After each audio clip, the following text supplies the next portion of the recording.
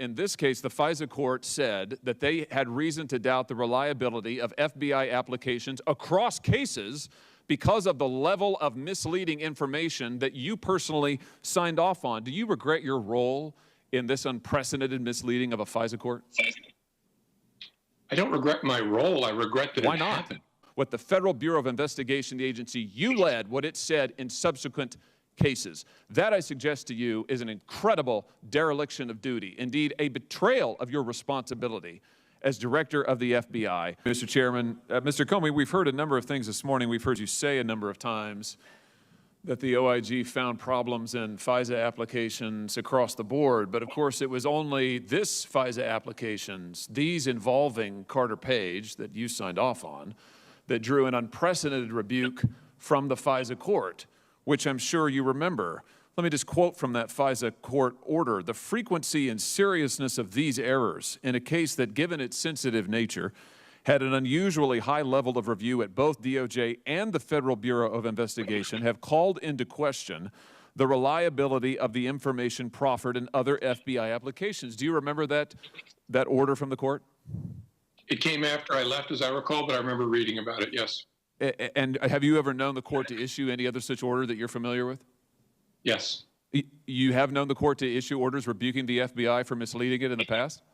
Yes. Shortly before 9/11, there was significant criticism by the FISA court of the quality of FISA applications. And the court said that the frequency and seriousness of the errors in applications led it to doubt the reliability of all FBI applications in all other cases? I don't remember the exact words, but something similar. And as I recall, they banned at least one agent from appearing in FISA applications. Yeah, well, that's not what they did here. I mean, in this case, the FISA court said that they had reason to doubt the reliability of FBI applications across cases because of the level of misleading information that you personally signed off on. Do you regret your role in this unprecedented misleading of a FISA court? I don't regret my role. I regret that Why it not? happened. I'm sorry? Why don't you regret your role in the unprecedented misleading of a FISA court? Well, I regret that the FBI supplied information to a FISA court that was inaccurate, incomplete, and should have been updated. Do you regret that you signed off on it? Well, I regret that it happened. The only reason I'm hesitating is what the FBI director does in connection with a FISA is actually very narrow, but put that to the side. It's important that it be accurate, and it wasn't, and I regret that very much. Listen, you said this several times. I frankly don't understand it. The certification that the statute requires is a certification by the FBI director as to the contents of the application. You signed off on it. The FISA court said it was so misleading that it now had reason to doubt the FBI's truthfulness across the board. Are you responsible for these certifications or not? I don't believe you're accurately describing the statutory requirement for certification. Are you responsible for these certifications or not? Answer my question. I sign certifications on every FISA that the FBI sends over to the FISA court, including these. Are you responsible for this misleading evidence given to the FISA court? Yes or no? Yes, in the sense of command responsibility. No, in that I didn't have personal knowledge that would have led me to understand that we weren't supplying complete information. Let's talk about what personal knowledge you have. When you certified the first Carter Page FISA application, you believed that Mr. Steele was working for the Democratic Party, didn't you? I don't remember whether I knew the Democratic Party. I knew that he was working for political opponents of President Trump. Now, let me remind you of your testimony under oath on December 7th, 2018, before the House Oversight Committee, in which you said, and I quote, Steele was retained by Republicans adverse to Mr. Trump during the primary season, and then his work was underwritten after that by Democrats opposed to Mr. Trump during the general election season, end quote. Now, surely you recognized at the time that relying so heavily on a biased source would undermine public confidence in the FBI's activities, didn't you? No, I did not. Why wouldn't you? You told the same committee, the House Oversight Committee, December 7, 2018, and I quote, when you're the leader of a justice agency, that's you, the appearance of bias is as important as the existence of actual bias. You also said a reasonable appearance of bias can corrupt the American people's faith in your work as much as actual bias can. Do you stand by those remarks? Very much so. But you nevertheless allowed the Democratic Party to leverage the federal government's most invasive intelligence capabilities against President Trump, and you personally signed off on it. You also knew at the time that other officials in the Department of Justice had serious concerns. Do you know who Stuart Evans is? I do. Mr. Evans was a lawyer in the National Security Division of DOJ under President Obama, wasn't he? I think he was, I don't know for sure. I think he was a career official at the Department of Justice involved. He was a lawyer in the National Security Division of the Department of Justice. Before the first Carter Page FISA application, Mr. Evans raised serious concerns about the ostensibly partisan nature of the information provided by Mr. Steele. Did he not? I don't know. He did. The Inspector General reports it on pages 136 and 137 of this report, and you knew of those concerns before you signed off on the FISA application, didn't you? I don't think I knew before. I remember reading the footnote that attempted to inform the court of potential bias. No, actually, the Inspector General found on page 139 of the report, and I quote, on October 12, 2016, Evans' concerns about Steele were briefed to Comey, end quote. And yet you signed off knowing that the research was funded by the Democratic Party, knowing that senior officials in the Department of Justice, National Security Division had serious concerns. You signed off nonetheless. Let's talk about what else you knew or didn't know. When you certified that FISA application, did you know the allegations in the Steele dossier came from subsources, not from Steele's own knowledge? I believe I did know. He had a network of sources and subsources, correct. Did you know who this primary subsource was? No. Did you ask who the primary subsource was? No.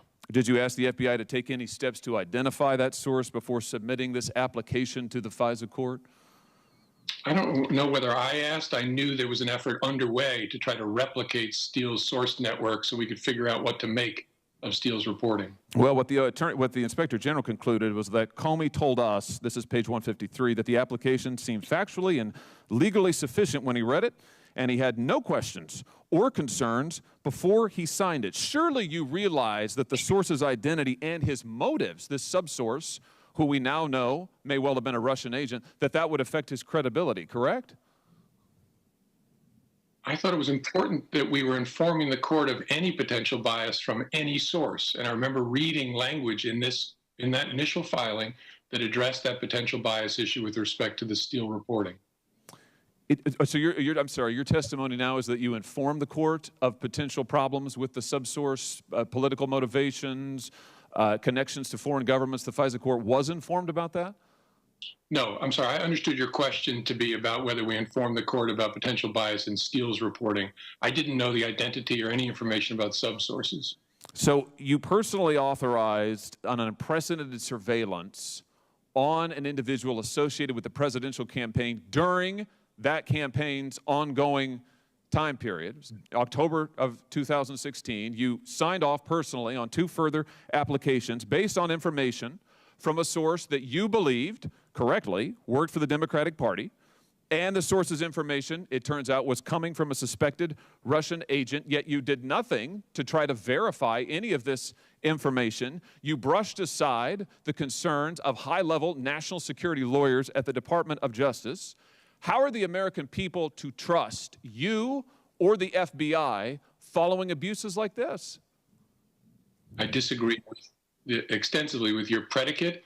I think the FBI is an organization that is honest, competent, independent, and also flawed because it's made up of human beings. Well, I have to say, I'm not necessarily worried about the FBI as a whole. I'm worried about you, and I'm worried about what you certified to a court that led the FISA court to conclude that it had been misled repeatedly, and that due to the nature of those repeated misrepresentations, it could no longer trust what the Federal Bureau of Investigation, the agency you led, what it said in subsequent cases. That, I suggest to you, is an incredible dereliction of duty, indeed a betrayal of your responsibility as director of the FBI.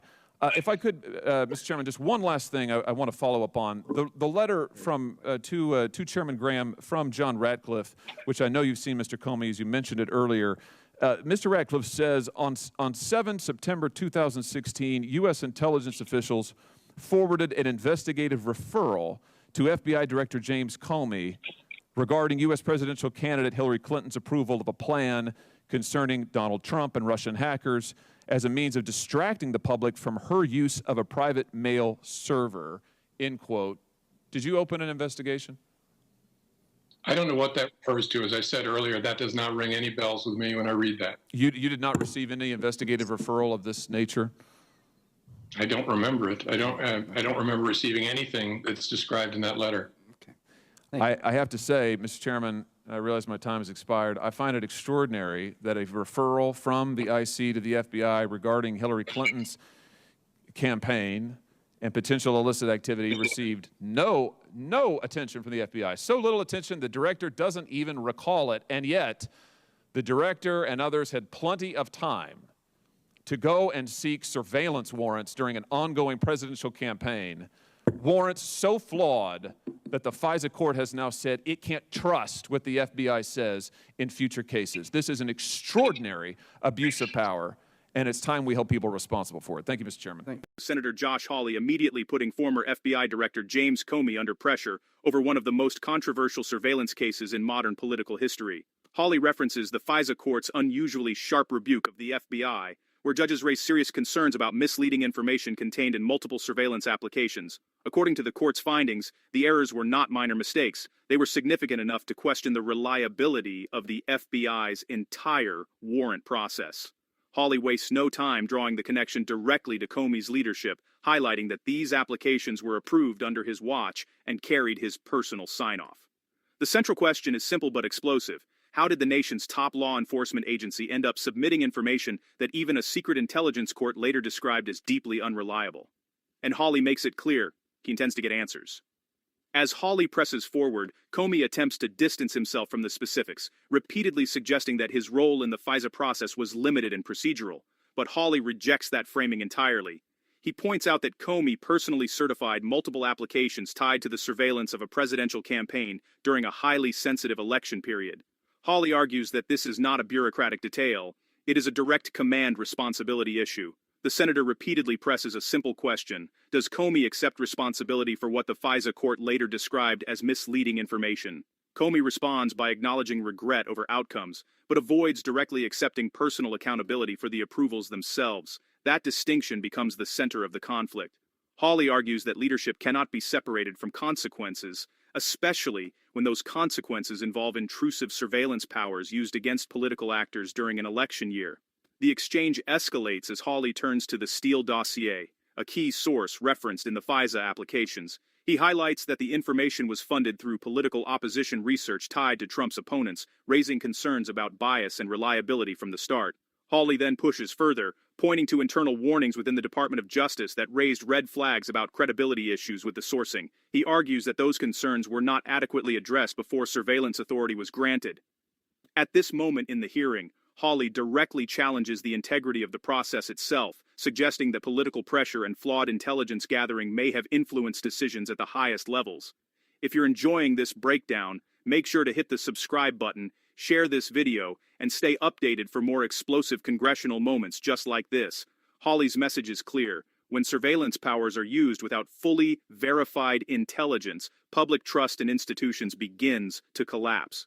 Hawley brings the focus back to Comey's personal role, emphasizing that multiple applications were signed off during his tenure. He argues that even if subordinates gathered information, ultimate responsibility still rests with leadership. Comey pushes back, maintaining that the FBI operates as a large institution and that decisions involve multiple layers of review. But Hawley insists that this is not about bureaucracy. It is about accountability at the top.